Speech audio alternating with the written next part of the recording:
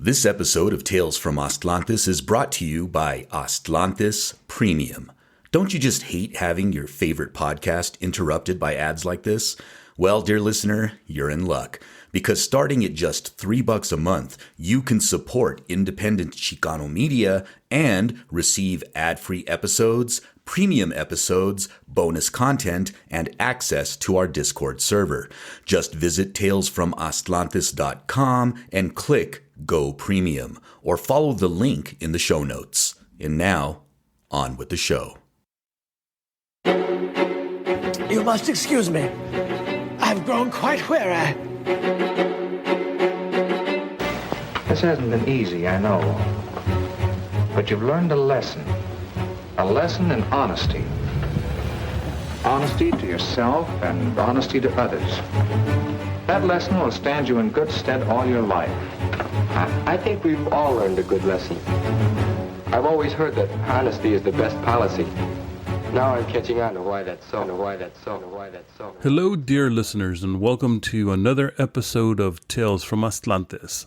I am Ruben Arellano Tlakatekatl, and I will be your host for this very special episode. Back in 2019, in what I like to call the before times, I spent a year serving as a visiting professor in the history department of the University of Texas at El Paso. I was there from August 2018 to May of 2019, so not quite an entire calendric year, but what we call an academic year. And while I was there, I got to know the place a little bit and also made some new friends, both in and outside of campus. And I really did get to enjoy my time out there and getting to know the people who like to call themselves and refer to themselves as fronterizos, people of the Borderlands. In particular, I would like to thank Dr. David Romo and his partner, Dr. Ligia Arguiles, for taking me in when I first arrived in El Paso and letting me stay in one of their casitas in their home, which was about a 30-minute drive north of El Paso in a little town that was actually not in Texas, but in the New Mexico side of the area. Again, while I was there, I made a lot of friends, especially on campus and at UTEP. And one of the people that I really got to know really well because we hit it off and we had a lot of things in common was Dr. Miguel Juarez. And so by the end of the fall semester of 2018, we had been talking about maybe collaborating and doing something together. And then we decided that, hey, why don't we try out doing the podcast thing, since that was kind of like at a time when podcasting was beginning to sort of take off. And of course, we called it Los Professors because we were both professors. And we decided that the topics that we were going to address were topics that dealt with the issues of the Borderland region. So in terms of Mexican Americans, things that deal with El Paso, Juarez, and things like that. And so I think we in total did about 8 episodes that were released. I'm not sure if we did more that were not released. I don't recall. It's been a while. And out of all the episodes that we did, this is one that falls well within the purview of the Tales from Atlantis podcast, because it is an interview with a person who was at the forefront of the emerging Mexikayotl movement here in Texas some 40 odd years ago now. And he's been at it ever since, and he has not relented, and he continues to be a part of that tradition. And his name is Carlos Aceves Yolohuitzcalotl. And as you will hear here in a minute in the kind of lengthy introduction that I did for him back then, I debated whether or not to sort of edit some of that out, but I decided against it. So I won't get too much into his bio here in this preface. He has devoted his life to Chicano Mexicano Indigeneity in the U.S.-Mexico Borderlands. He is someone who, even if you don't know who he is, if you are part of the Mexikayotl tradition here in Texas, or some people might call it the Red Road, or some people might even call it just indigenous spirituality, however you prefer to define it, more than likely some of the things that you've done have come through the things that people like Carlos Aceves introduced back in the late 70s, but more specifically in the early 80s. And so he's been, like I said, he's been at it for quite some time. And so Carlos, one of the things that he's done over the years is a Xinachtli Project, which he's worked on for several decades now at this point. At the time of the interview back in 2019, he and his partner, Lucia Carmona, had been working on trying to get a charter school in Las Cruces, New Mexico, that incorporated the Xinachtli Project, which you'll hear more about here in a minute, but it basically incorporates indigenous pedagogy into childhood education. And they've accomplished some of those goals to this day. I know for a fact that they've been able to incorporate some of the pedagogy into public schools, but I'm not sure about actually establishing the charter school that they planned. And so I wanted to share this interview that I did with him back in 2019 because it really highlights a lot of the things that have become part of the Mexikayotl community, especially here in Texas. And so with that said, I will go ahead and let you listen to the episode. Carlos has been a Texas resident since moving from Mexico with his parents at the age of 2. He earned a degree in mass communication in 1976, and his first career was working in instructional media for 15 years. He went back for his elementary bilingual teacher certification in 1992 and returned for a Master's of Educational Psychology in 1996. All of his degrees are from the University of Texas at El Paso, or UTEP. He retired as an elementary bilingual teacher in 2014 after 23 years of teaching. His interest in Mesoamerican history and culture inspired him to apply ancient pedagogical models to contemporary educational settings, often with great success in the classroom. This has allowed him the opportunity to present at national forums such as the National Association for Bilingual Education and other university settings. As of July 2016, he has been a part of a team to research and create a charter school with an indigenous-based pedagogy in southern New Mexico, Doña Ana County, through the Native American Community Academy-inspired schools network based in Albuquerque, New Mexico. Carlos has held many interesting jobs over the years, including that of video and graphics arts production at El Paso Community College, elementary bilingual teacher at Isleta ISD, elementary bilingual teacher at Canutillo ISD from 1995-2015, which was presumably your last teaching full-time position. Okay. Carlos has also received numerous honors over the years, including from the University of Iowa in 1998 for exemplary academy standards in multicultural education, from the Calpullis Tlalteca for La Raza Youth Project in 1999, from New Mexico State's University Department of Curriculum and Instruction recognition of 20 years of valuable contributions to Mesoamerican education, and from Canutillo ISD for the Xinachtli School Project in 2001.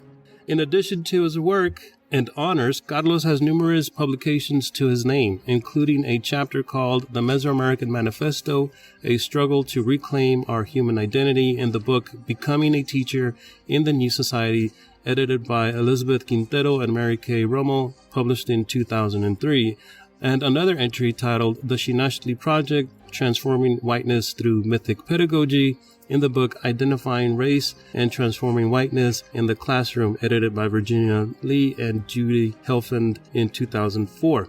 His latest publication is a monograph titled 9 Seasons Beyond 2012, a primer on Mesoamerican philosophy, published by the Indigenous Cultures Institute in 2012, with a Spanish translation in 2016.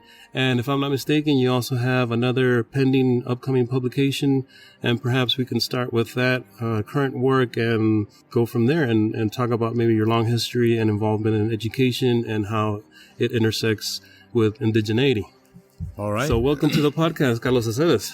Thank you for having me. My current project actually involves, as you said, setting up a charter school in Las Cruces, New Mexico for Doña Ana County. That would be an example of applied pedagogy, applied indigenous pedagogy, which we call the Xinachtli Project. Most of my writing has been around developing a curriculum and curriculum guide, which is now complete. And this is the first time that there is a curriculum that doesn't involve just a few lessons or just a few presentations, but actually a guide for day-to-day in the classroom in early childhood education. Can you explain what some of those day-to-day interactions in the classroom look like? Well, the Xinachtli Project is I introduced it as an enrichment program at Canutillo Elementary when I started teaching there. Actually, from the very first time that I started teaching it for the Isleta School District, I introduced that. The project has its origins in 1990 in Scottsdale, Arizona, where five educators got together and we decided that it would be a good idea to introduce Nahuatl culture into public education. How to do that? Well, we each had a different idea, and we came together on a common outline. And what I did here, when I brought it to El Paso, first I asked a teacher friends of mine to let me try it out in their classroom. And what I discovered was that we didn't have to focus strictly on content, on teaching kids about history or cultural components, but actually on process. It's a ceremonial framework where children sit in a circle, and it's almost like going to an indigenous ceremony, except what you're doing is you're covering language arts, mathematics, history, things like that. I see. So we'll get into the whole notion of indigenous ceremony in a little bit, but just for the listeners that might not be aware or familiar with what this is, can you just kind of give a brief explanation of what that is and how that translates to the classroom itself? So the students don't necessarily sit in rows like your traditional environment, in school environment. They sit in a circle on the floor. Yeah, the ideal of Xinachtli is to begin in a circle. And the circle is centered by an object. It could be a mirror, it could be something else. And then around that object, every student places something that belongs to them to achieve what is called totemic membership. So it's a way of beginning with the unity of the circle. And then we rely on salutations that involve metaphors. These metaphors act as mnemonic devices, and they also act as ways for children to transform knowledge from one mode to another. For example, we begin with 1 is the sun, 2 is the earth, 3 are the animals, 4 are the people, and so on. And then we explore each one of those metaphors, why ancient people would do that, would assign numbers to natural phenomena, or why we would identify so closely with nature. After that, the activities are not in rows, but what they call learning centers. It's really activities that are an extension of those discussions in the circle. And the one of the differences is, well, first of all, that we use Nahuatl as an enrichment language, so the students can be exposed to parts of a language that is part of their heritage, but which they don't know. But as you know, there's more than 300 words of Nahuatl origin in the Spanish language, and that's a good exploration for them. Also, I've used Mesoamerican mathematics, the way that Mesoamerican people use math and geometry.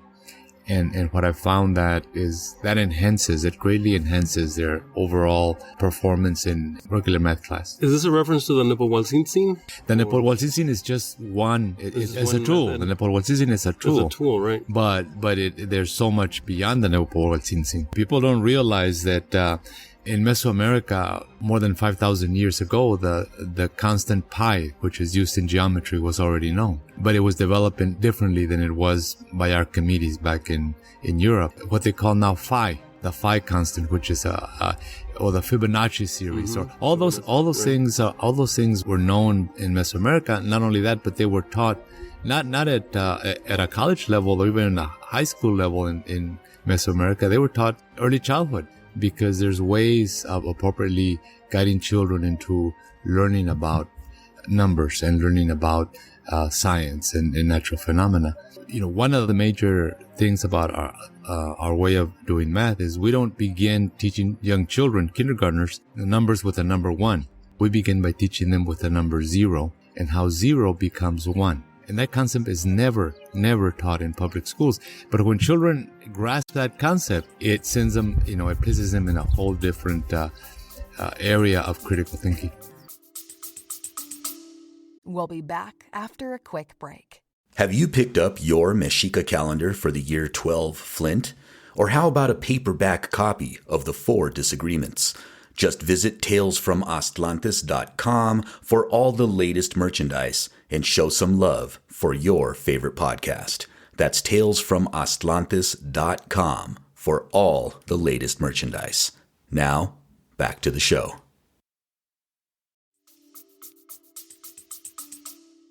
So what would be one example of how a child would learn the lesson of converting the 0 into a 1?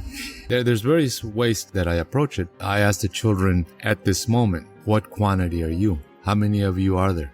And all will say, yeah, well, there's one of me, you know. And I say, well, how old are you? Well, I'm, 6 years old. And I say, okay, so at 6 years old, you're the quantity of 1. What quantity were you 10 years ago? And they look at me and they say, well, 0. I said, okay. So at one point you were 0 and then you became 1. Let's talk about how that happened. That had to happen in order for you to be here. And that begins a dialogue. The other way is using the model of a spiral. The model of a spiral is 0 is infinity because it never ends. How do we make a spiral finite? By closing it, and it becomes a circle. And so that's a very concrete model of how 0 becomes 1. And from there, I could go on and on about what all that brings up. That brings up a whole system, not just a concept of mathematics, but a concept of self, cosmology. I see. So what is the reception from students? I'm assuming that some of these students, some of them are new to the school system, and so they're being introduced to this mode of teaching right from the beginning, or is there a mixture of both people who are new altogether to the school system or students that come from a traditional school system and are now being immersed in this new way of indigenous teaching? I accommodate to the circumstances. When I was a teacher, in the beginning, it would be done just in my classroom. When I went to teach in Canutillo, 3 years after I became a teacher, I began to organize it as an enrichment program for the bilingual program. So I recruited all the teachers to be part of the Xinachtli Project, and that would involve me going and doing lessons to the classroom, and then all together we would culminate the practice of these lessons in celebrating the Aztec New Year in March, and it got to be the entire school, almost the entire school participating. So the name of the project is the Xinachtli Project. Xinachtli Project. And so Xinachtli has a specific meaning in Anawak. Maybe perhaps you can elaborate on what that means and how you came about choosing that name for your project and what it means for the overall agenda of teaching kids and indigenous knowledge and through Nahuatl and other methods. Well, Nahuatl culture is like all cultures, has its richness, gifts, and qualities. And one of the qualities that Nahuatl has is that, first of all, it is not a noun-based language. Like most indigenous language, they are verb-based. It's action. Every word is, or every phrase is an action. So if somebody is going to be named something related to the clouds, they wouldn't be just named cloud. They would be cloud forming, or cloud darkening, or cloud gathering rain. Right. It's always a verb base. And so that's the way children think. That's the way young children think. Young children don't think in terms of nouns. They think in terms of verbs. So they find it very natural for this type of education. And the word Xinachtli itself expresses this concept. Xinachtli means seed bursting, or a burst. That's a verb. Seed that is bursting. And you could say, okay, well, but what was the implication of that? The implication of that is that at that moment it is no longer a seed, but at the same time it is not yet the plant that it's going to be. It's in the process of transforming itself. It's in the middle. Yeah. Right? It's a transformational moment. And transformational moments are what our ancestors were particularly keen on to observe and understand, because that's where it's happening. If you're able to get in the middle of something, right as something is ending and something is beginning, then that's real power, because you can determine for yourself what direction you want to head, and also you can understand something that's not normally understood when something is going on. When spring is going on, it's not as powerful as when spring is at the moment, of becoming summer. Because there's a whole lot of things that are happening at that moment in nature that are not happening before or after. Just in that one specific moment in time. And that's a way of understanding things, a way of studying things, a way of living your own life.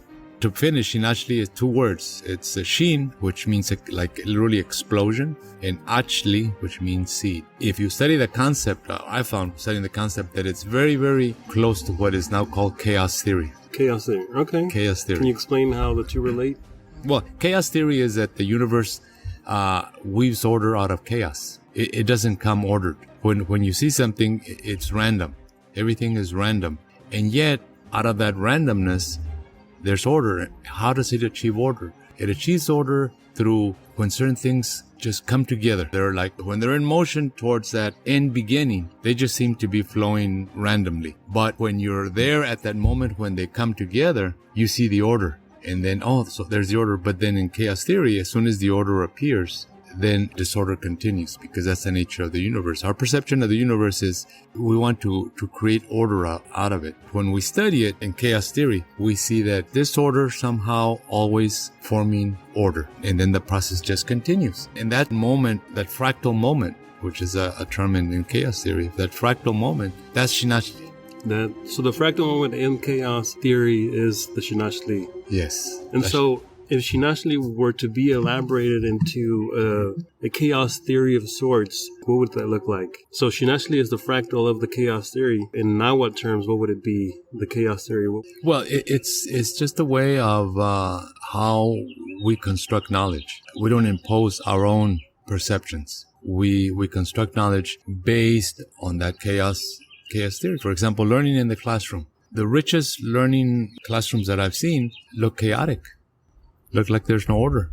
And, there's a lot of talking, a lot of noise. But if you know, like through that circle, through that centering circle, that's a seed. When the children go out and begin doing their work, not ordered, not in the order that you want them to, but the order that they need to, it looks very chaotic. And you see a classroom where children are flowing from area to area, having conversations, very, very different. So it's very unstructured. Is it something similar to like a Montessori type setting? More like Waldorf education.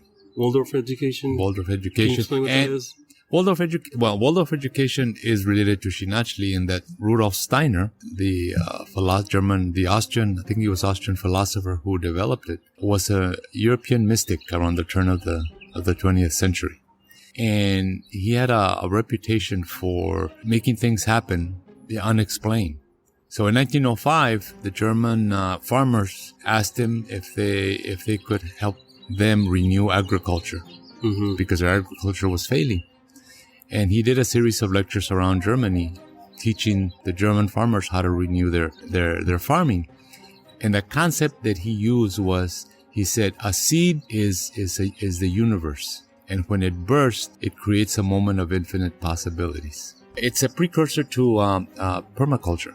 And there's still people who do farming according to the Steiner way. But that's very, very similar. So later on, this entrepreneur, this rich person, asked him to create a school, a school based on principles, these spiritual principles, philosophical principles that he espoused. And he created a school. And the school was named Waldorf because the name of the factory owner was Waldorf, and his family would send their children there, the owner, and then the workers' children would go there. And out of this developed an approach to education that is now known as Waldorf education. And it uses the same idea of Xinachtli. For example, a human being is infinity. Childhood is a moment where infinity becomes form, and it's adjusting to its memory of once being infinite, which is going from 0 to 1. So when I researched it, I found a lot of similarities between that type of philosophy and that type of education and Xinachtli. So where do you get your sources for the Xinachtli method of teaching? In 1978, I met 3 people. Later, I met another one in 1980, but in 1978, there were 3 people that became crucial, to what I'm doing now. And in 1978, I became a father. And I decided to give my daughter a Nahuatl name, strictly out of cultural pride and cultural heritage. Not because I knew anything about Nahuatl culture or whatever. But I said, this little girl is going to grow up and she's going to ask me why I named her the way I named her. And that sparked an interest, like a desire to want to know the roots, a little bit more about the roots. Mm-hmm. And not that I went out and I didn't put an ad in the paper, I didn't do anything, but I put out that intention, and then these three people pop up. And what these three people had in common is that they were people who for generations had been told after the Spaniards got here, you're going to keep this tradition. And right now it's not safe because we're under European rule, but eventually, it's going to be safe to speak it and to teach it. Mm-hmm. And so we're going to keep it across the generations. And these are three families from very different places. Well, actually, there were two of them. The third one was a different one. But the two of them, they were different places. One was from Zacatecas, and the other one's family was from Michoacan. Mm-hmm. And what they were told was an indigenous tradition. And was it a specific indigenous tradition? Yeah. The tradition of Señora Paula Juárez. It's a Nahua tradition around northern Zacatecas, southern Durango. The original culture there, Nahua culture, was around a place called Chalchihuites. Chalchihuites. That's in northern Zacatecas. If you look at southern Durango and northern Zacatecas, there's whole towns that had Nahua names. In the center of those towns is this place called Chalchihuites, and I went there. And the keeper of that place, the spiritual keeper, not the government official, explained to us what it was, that it had once been like a university, like a center of knowledge, where much of the studies about, what we know as the Aztec calendar and other things were done, and there was a civilization gathered around there. So she came out of that tradition. Okay. The other one came out of the Purépecha tradition in Michoacán. But what's interesting is that both traditions are the same. They are.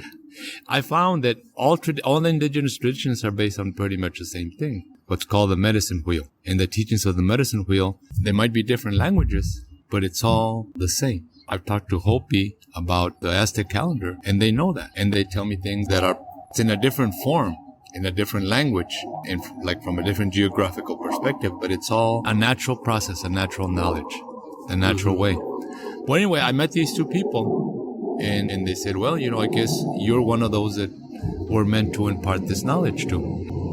And I started learning. They became my teachers. Did you meet them here in El Paso? Here in El Paso. Okay. Paola Juárez and Jesus Ventura.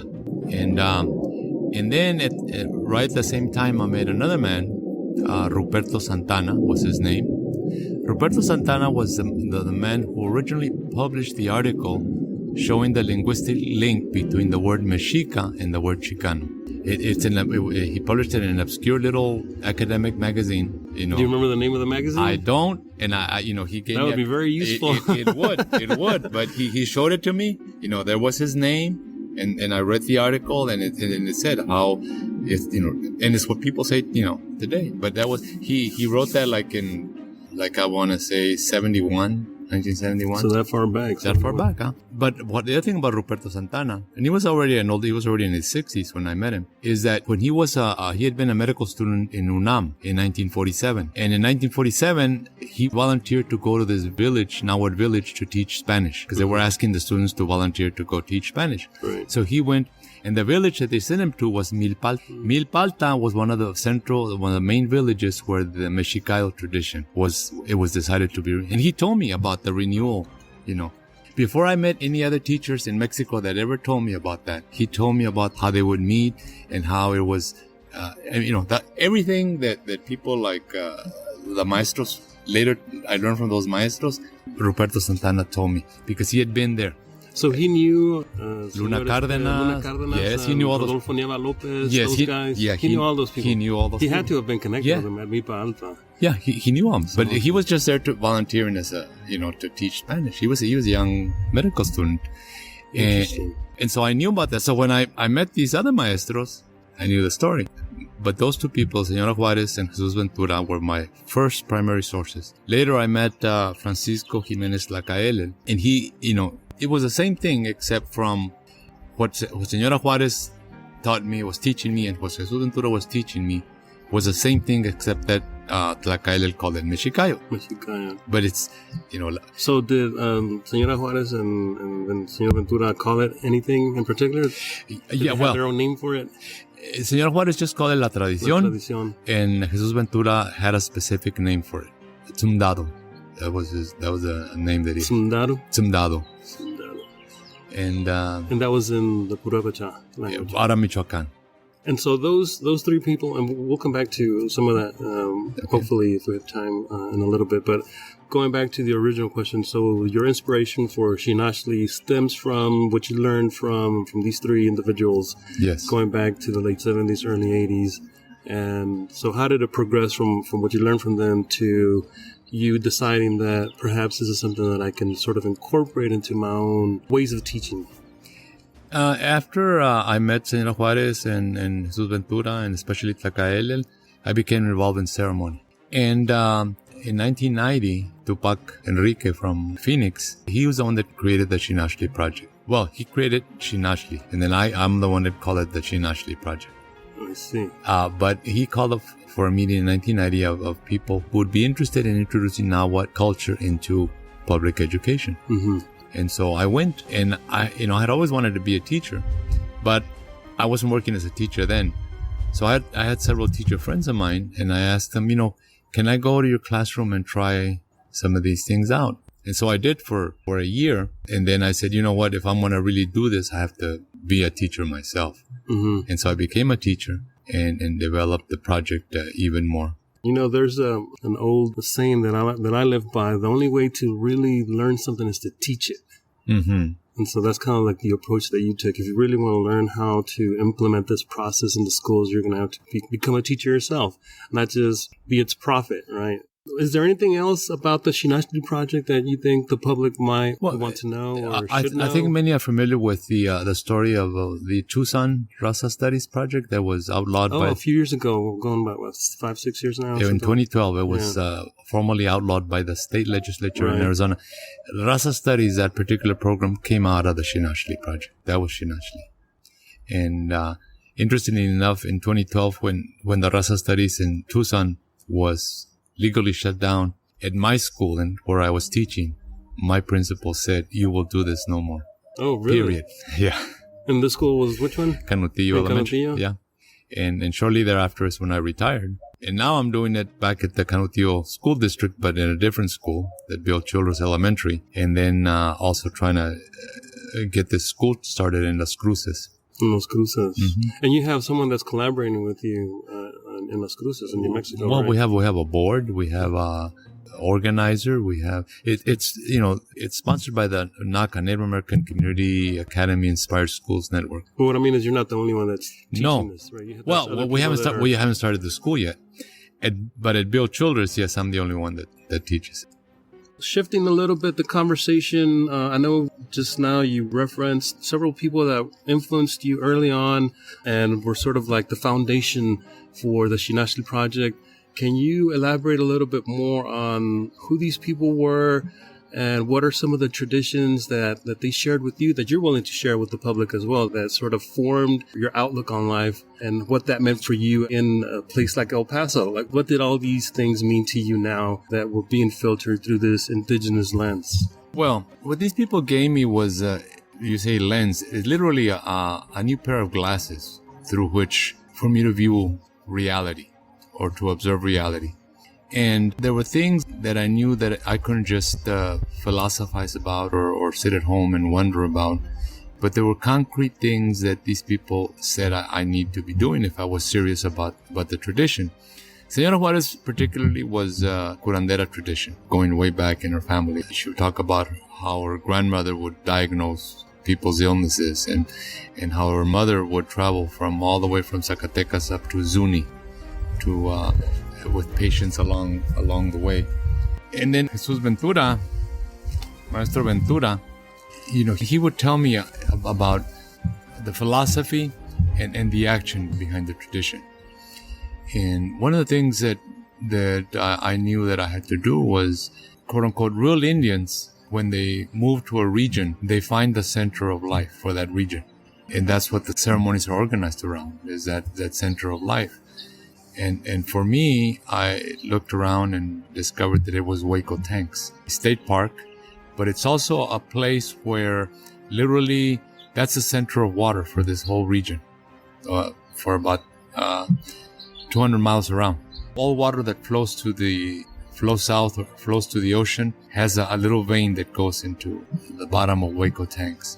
And when we went there, we discovered all these. We didn't discover, but the state had documented all the petroglyphs that were there. But in going there, we had some very significant life-changing experiences, things that are, psychic phenomena, if you want to call it, which clearly said this is what you need to center your ceremonial life around. And that's why today our Sundance, two of our Sundances are on opposite sides of Huecotanks. Our ceremonial pyramid is also on the side there of Huecotanks. We hold many of our ceremonies there around Huecotanks, and we conduct 2 pilgrimages a year to honor the spirits there. And so that's part of what I was taught to do. That you're not an Indian just by saying wearing feathers and blowing smoke, but what is your relationship to the natural world where you live in? What are your responsibilities to that natural world? How are the forces, the invisible forces of the natural world, going to communicate to you what you need to do for your species if you want to continue living there? So Huecotanks has become sort of a central component to a lot of the indigeneity that takes place here in El Paso. The community that's here, yes. The community that's here has been going to Huecotanks, going on 40-something years now, maybe? Well, since the 90s. Since the 90s. So it doesn't date back to the 80s when you first Well, the first time that we went there, that I went there, was in 1983. Okay. That was my first search.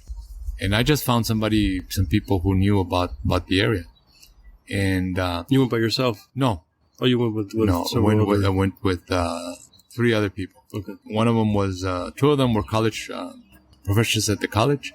One of them was a biologist. The other one was a sociologist, and then another one was a friend of mine whom I work with. And I told them, listen, this is become a question about the center of life and where the original ceremonies were done here. And so he says, well, I know this special cave that nobody goes to because it's in... So anyway, we went and we did a ceremony there. And that was awesome.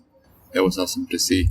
It's a special cave that it's very hard to get to. You have to literally climb a little bit, mountain climb a little bit, and then you go down into it. And you can see that it was a ceremonial place where... And is this in private property or is it in the state park itself? This particular cave was in federal property. Okay, so because the Huecotanks area, part of it is the state, part of it is private, part of it is the military. Exactly. Yeah. And so to get access to that space, you had to request permission. We just went. Yeah, we just went. It was before 9/11. So things were a lot different back then, obviously. So Huecotanks, that's one part. Well, that's one component to the indigenous tradition that exists here in El Paso. Were you aware of any other indigenous traditions that were being carried out here in the area? I know that we have the Tiwa people that live not too far from here in the area. They have their own community. Were they connected to Huecotanks in any way? The Tiwa, they acknowledge a very significant connection to Huecotanks. However, they are very private about their connection. What we found, but there's no issues between the Tiwa and Mexicas, I guess, for the lack of a better term. The tribe itself, yes, because it's very protective about who's an Indian. They did not like Mexicans to call themselves Indian. I see. But people who are not connected to the formal tribal government, we have friends who are not only Tiwa, but we also find the tradition of the Piros. The Piros were also another indigenous group that migrated from Socorro, New Mexico. Mm-hmm. They were the first ones to battle the Spaniards before the Pueblo Revolt. Okay. And they lost. And they migrated down here to what is now El Paso, before the Tiwas, before the Spaniards ever came down. Right. And they were given refuge by another, the original group, which are called the Mansos. Tampashoa. The Tampashoa descendants, they're with us. They're part of our community. And so are the Piro descendants and some of the Tiwa descendants, not part of the official tribal tribal structure. But the original ones were the Tampashoa, or the Mansos.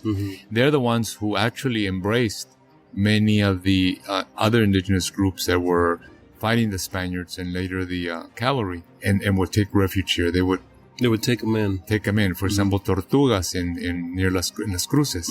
They specifically were, the Mansos lived on one area, and they were given that region right there around the mountain to settle. And these were the Tiwas who didn't want to be here with the Spaniards in El Paso, but somehow couldn't return back to Albuquerque.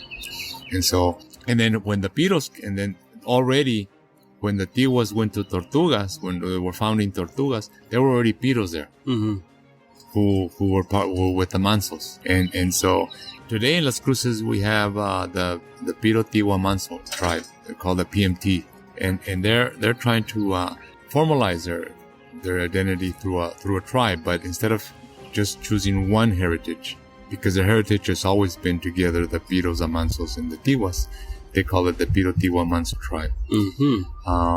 They're very supportive of the Xinachtli school that we are starting in Las Cruces. They've been with us all the way. They went to the hearings of the State Education Commission of the State of New Mexico to say that they supported the school, that they thought that the Xinachtli school would be good for their own cultural development. Wow. So those are the traditions that we found. And then the other tradition was the what they call the Humano. The Humanos. The Humanos. And the Humano descendants, they're also part of our community. So your community is more of a intertribal coalition? It's Mexican based. But it's Mexican based. But these other groups, they feel very at home. We have some Navajos that come from out of town to participate in the ceremonies, and they feel very at home. We've had Huicholes stay with us long term here in our community, and even participate in the Sundance, and no problem. I mean, all indigenous groups that come, because that's the way I was taught, that it's one tradition, many angles, many ways, but es una tradición. Una cultura y un continente. That was Domingo Paredes. Yeah. Right. See, even one of his students, Humbatzman, for many years would come and stay with us for extended periods of time and teach and share. He's the one that got us started on the pyramid. Oh, really? Wow, yeah. Interesting. So when you say community, are you referring to Calpulli That's the Calpulli Tlalteca is the community, and there's two types of members. One are the actual card-carrying Calpulli members. Okay. And then there's it's traditional, and then there's societies that are affiliated to the Calpulli. The societies that are affiliated to the Calpulli are the Danza Omecoad, Danza Tlanestica, the Moon Circle, the Peyote Church, and the Xinachtli Project. Just so that listeners understand what you're saying here, and I'm trying to also kind of relate it to my own community back home. So when you say the community, the Calpulli itself is comprised of members who are also part of different societies. Some are not. And some are not. So you can be a member of a specific society, but not necessarily be a member of the Calpulli. Exactly. But the society itself is affiliated to. Interesting. So it's like circles that it's are... It's a confederation of different communities. A confederation with autonomy. Which is an indigenous concept. That concept is indigenous. So, going back, I know I interjected the word Mexica in there as an identifier. Do you identify as a Mexica personally? Is that your identifier of indigenous identity? For ethnic purposes, I call myself a Mexican. Mexican? Okay. And I figure that covers everything. Okay. It covers my Nahuatl heritage. It covers my Mexica heritage. It covers the part of history where there's a blending and a mixing of European with indigenous culture. It covers me all around, and I really don't need to call myself as far as culture. Yeah, I don't need to call not as a Mexican. So then, this relates to my next question in terms of the meaning of indigeneity, indigenous identity. To you, what does that mean to be an indigenous person and to have an indigenous identity for yourself? Well, initially, and it still does to some extent, is that if your heritage, meaning your family, some members of your family, and certainly your culture, is a result of what has happened across millennia here on this continent, then you're indigenous. And that indigeneity means that you have ancestors on this land, ancestors that go back from the beginning. Even if you have ancestors from Europe, but you have that genetic connection to the land. Mm-hmm. Also, if you have that cultural connection to the land. When the tradition was revived, the Mexikayotl tradition, when they said anybody who is Mexican is an inheritor of this tradition. Todo mexicano, no le hace donde viva, color de la piel, lo que sea. Todo el que se llame mexicano, all that call themselves Mexican are the inheritors of this tradition. Mm-hmm. And then for me, that pretty much covers it. Later on, and this is one thing that all my teachers taught me, is that our heritage, our cultural heritage, offers us models for not just us, but for everybody, all human beings, to learn how to be natural again. Because part of the reason why, in the prophecies, why this tradition was kept, is because they believe that when the human race stops becoming natural, that we create our own destruction. Can you elaborate on that? What does it mean to be natural? To be natural means that we have a relationship to the natural world that is sustainable, but also that is interactive. Like a symbiotic relationship with the environment, with the ecology. Nature knows how to offer us that. We don't know how to reciprocate. Mm-hmm. That reciprocity is what the tradition is about. La tradicion is how can human beings give back to the Mother Earth? Mm-hmm. That she gives us so much, but then we have a responsibility. But how do we exercise that responsibility? Western civilization tells us, that in the beginning that we really don't have that responsibility, that Mother Nature belongs to us, that she's property. Right. And the tradition says no. That's a self-destructive long-term decision. And, it's in the Hopi prophecies, which are, the most well-known. And so we reached that point. And in 1948, when the tradition was formally revived, it wasn't just revived in Mexico. Many places around the world that are connected to a tradition also made significant decisions. And it was around the same time period? Around the same time period. I mean, I could tell you about the history. Antonio Velasco Piña talks about that, the connection between indigenous tradition and Tibet. Is he the one that wrote the book on Regina? Regina. Right. And that book came out in 1987. Yeah. In 1980, Maestro Ventura had already told me that story. So it was part of the oral tradition down there. Mm-hmm. He just happened to write a story around it. I don't know how he got it, but I'm sure that's the way he got it. Yeah, but it was already part of, not everybody knows it, but it was already, I already knew that. I already knew the Regina process. What he wrote was fiction. Right, it was a fiction story. But it's based on supposedly a true person that lived, right? Well, our teacher, Jesus Ventura, his grandfather was one of those people that was contacted by Tibetans to go and went to Tibet to make that connection. And then my teacher's father went to Tibet, and Jesus Ventura went to Tibet. Can you, I don't know if you know this, maybe it wasn't imparted to you, but perhaps it was.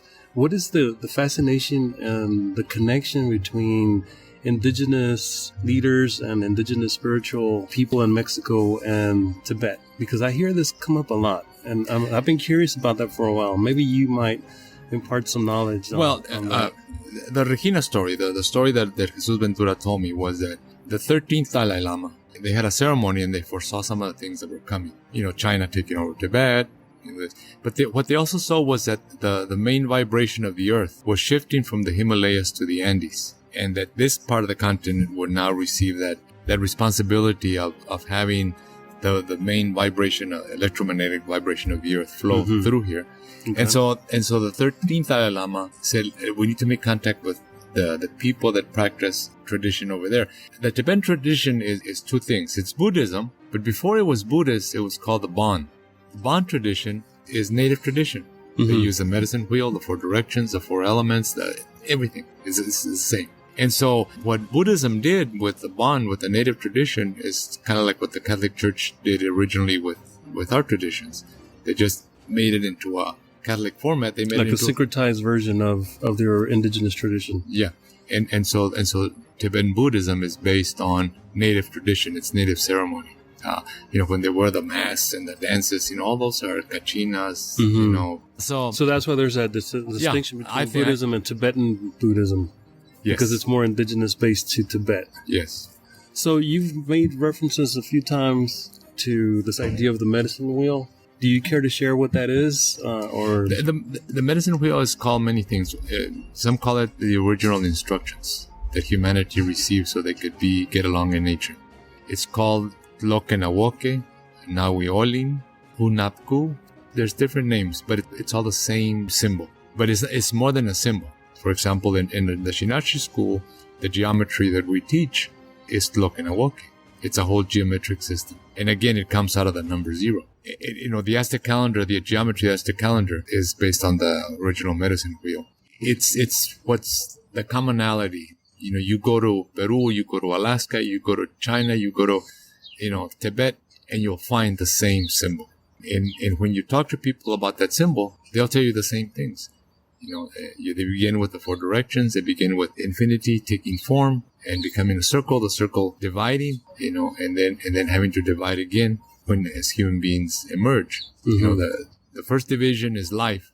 The second division is human life, which is why it's called the original instructions. Another thing that I've been curious about is how the original circles formed here in El Paso. I know that there's 2 really old ones that go back to the very beginning. There's a kalpulli called Tenalteocalli. There's another one called Kalpulli Tlalteca, which is the one that you are currently a part of.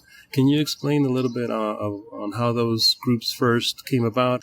Okay, the first attempt at an organizational effort at the tradition was actually a summer camp for youth called Campamento Luciano Fresques.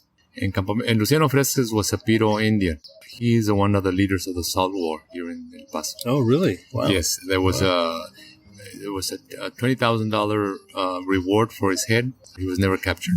His descendants still live here today. One of his descendants was one of the founders of Kalpulli Tlalteca. I see. So that was the first attempt. That was in the 80s, and then later on is when we formed Tenalteocalli, which means Sun Church. Okay. To give ourselves some kind of religious protection, because the tradition is ceremonial, it's considered religious. So Tenalteocalli was organized. And that was the first kalpulli or formal traditional organization involving having a council, having members. And we were helped out by, our teachers. Señora Juarez was part of it. Jesus Ventura was part of it. Roberto Santana was part of it.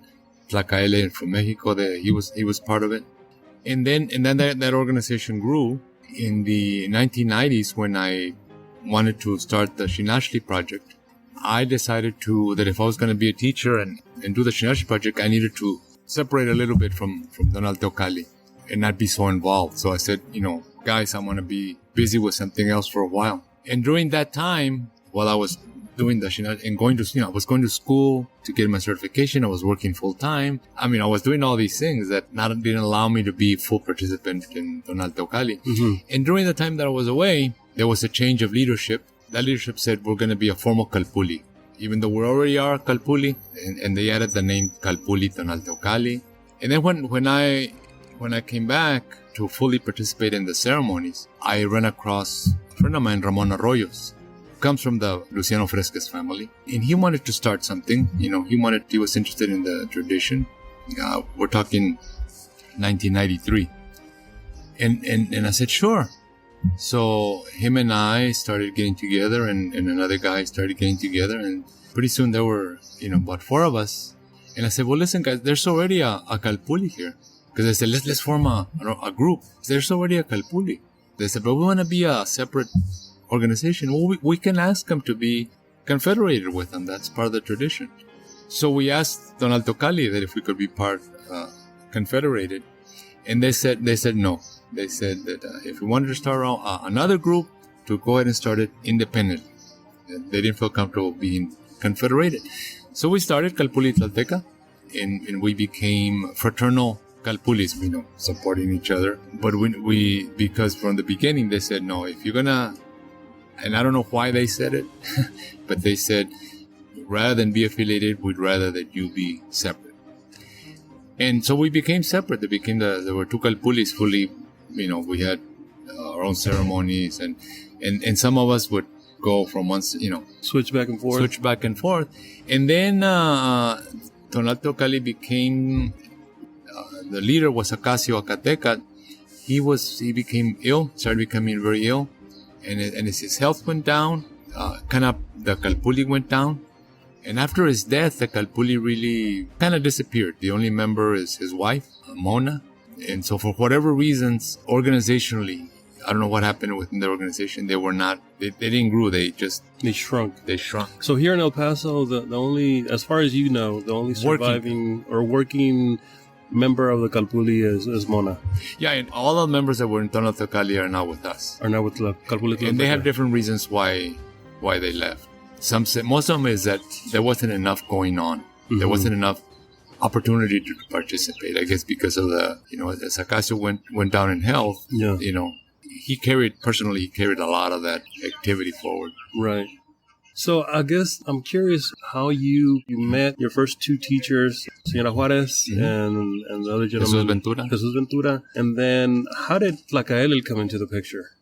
Well, because Ruperto Santana, I remember, had told me about what had happened in Milpalta. Mm-hmm.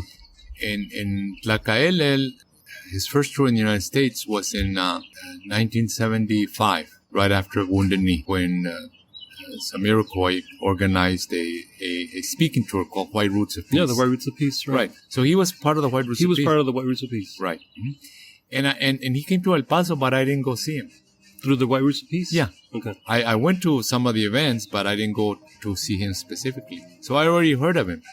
So then some friends of mine in Phoenix said that he was starting a tour of his own through the United States, I guess because of what he had learned in White Roots of Peace. And that I should contact him so he could, make a stop here. And so that's how I got in touch with Tlakatekatl, because of my interest in what Ruperto Santana had told me. Mm-hmm. He had known Luna Cárdenas and he knew all those people. Right, because he was connected with the Movimiento Confederado Restaurador de la Cultura de Anawak. Right. In Mexico City. Which those people we met later on. Some of them? Yeah, later on, after we had met Tlakatekatl. And that's a story in itself. That's kind of psychic. Yeah. There's a lot of story here. So that's how I met Tlakatekatl, and because he was interested in touring the United States on a regular basis, every year, this would be his first stop. El Paso. Yeah, he did that for maybe about 5 years. So between like 1975 to 1980 or something like that? 76? No. He didn't start. His first tour was in 80. Oh, okay. So after the White Roots of Peace years down the road, he went back and I see. In fact, the first tour he did was with Concheros, with Andres Segura. Right. Because they went to Austin as well. They did a performance at a UT. Yeah. And after that tour, that's when he was going to come back again. That's when Ricos in Phoenix, a friend of mine said, "Hey, queda maestro, blah, blah, blah, blah." And so I contacted him. Mm-hmm. And I wrote him a letter and said that, on his next tour, if he wanted to stop here. And this is before the formation of the first kalpulli? Before the formation of the first kalpulli. So just to be correct on this, the first kalpulli was... organized in 1984. And the name of it was... Tlakatekatl. And then after that it was... Kalpulli Tlalteca. And that was organized... 1992, 93. So, as far as you know, before these kalpullis were formed, were there any other kalpullis in the state of Texas that you were aware of, or any sort of similar group of Chicanos, Mexicanos who were claiming indigeneity, forming such groups at that time in the 70s and 80s? Here in El Paso, the whole Juarez family had that. But it was a family affair for the most part. It was a family affair. Right. It wasn't open to membership for anyone. No. It was so you had some of that going on. Yeah. But as far as like a formal group that anyone can join, as far as you can tell. No. And you hadn't heard of any others around the state. No. I've always been curious about whether or not Tlakatekatl and Tlalteca were the first kalpullis in Texas. Well, Tlakatekatl was probably the first. But actually, before that, there was the Toltecas in Aztlan in San Diego. Well, that was San Diego, but I'm talking about specifically here in Texas. Yeah, right, Texas, yeah.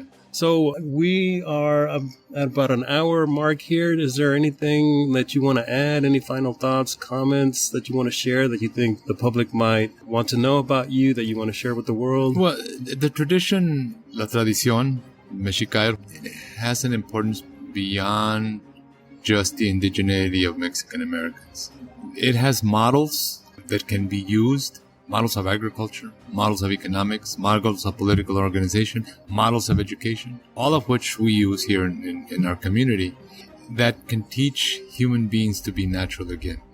Personally, and I think many people follow this, that the human species is in trouble, namely because we have stopped knowing how to be natural. We're not machines. Somos de carne y hueso. We need to eat. We need to breathe. We are dependent on nature totally.